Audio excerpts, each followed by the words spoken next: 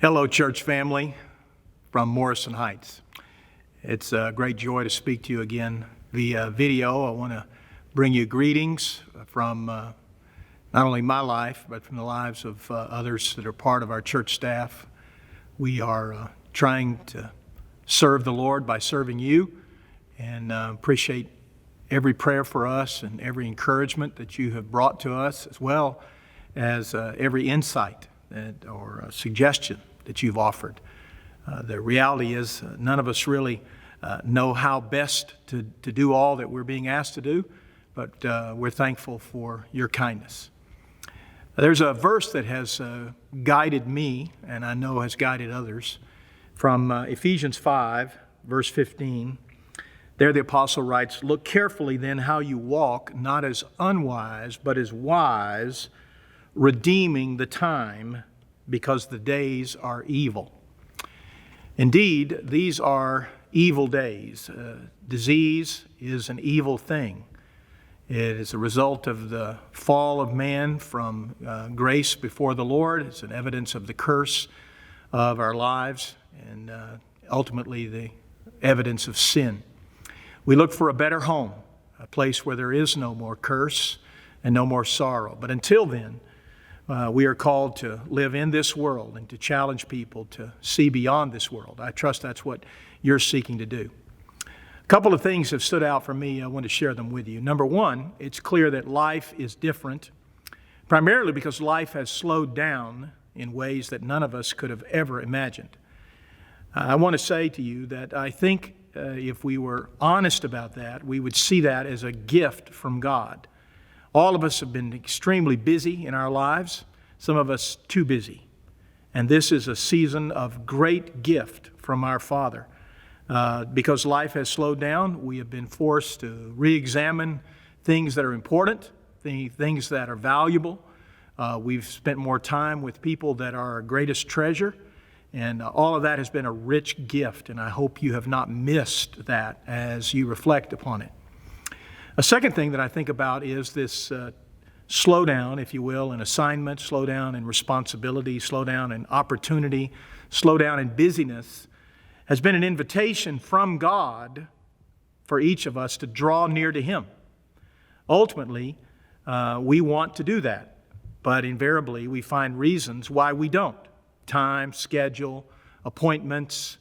We just load up our schedule with things that get in the way, and we have every possible reason / excuse to explain why we are not near to God. Well, God has taken every bit of that away and has given us a great opportunity. I trust you have made much of that, and you will continue to make much of that. I want to encourage you that if you have a family, lead your family. Take that opportunity and lead them well. Pray more. Read the Bible more. Read the Bible together. Invest in others in your family. Invest in others outside of your family. Don't be caught wasting these days. Another thing that has stood out to me is the fact that we all have come to grips with the fact that we thought we were in control. And in fact, we are not.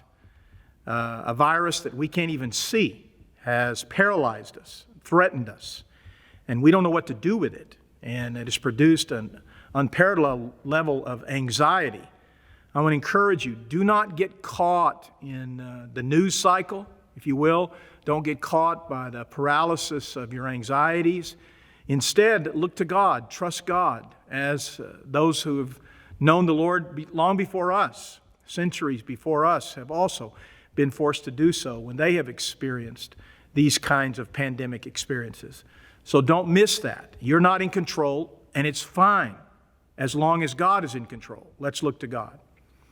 But we are in control of our response. So it's that response that I want to challenge you. This is Easter week. It is the week of the Lord's Passion.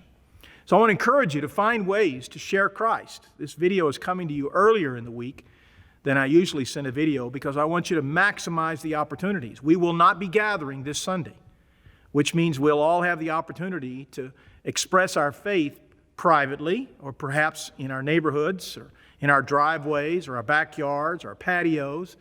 But share Christ. It's Easter. Talk about Christ. Talk about His resurrection. Talk about His power. talk about His value in your life. We're enclosing with this video an idea sheet that we have put together. It's not the only ideas. There's some really good ideas on our sheet, but your sheet, written or unwritten, may have much better ones. Just do something. Take advantage. Redeem the time. I encourage you to make much of Jesus this week and make much of Jesus publicly. A recent survey has suggested that Americans have become complacent with God. They have begun to ignore God.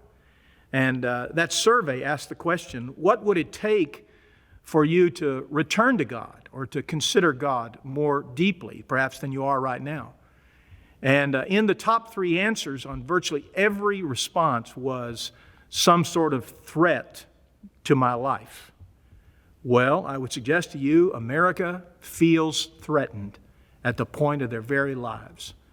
They are listening now like never before in our lifetimes. Let us not squander this opportunity. I look forward to Easter. I look forward to Maundy Thursday, our service at 7 o'clock, Easter morning, 9 o'clock. I look forward to seeing you, and you'll look behind me and you'll see that the worship center is empty. It will be empty again this week and the next, and as far as we can see clearly.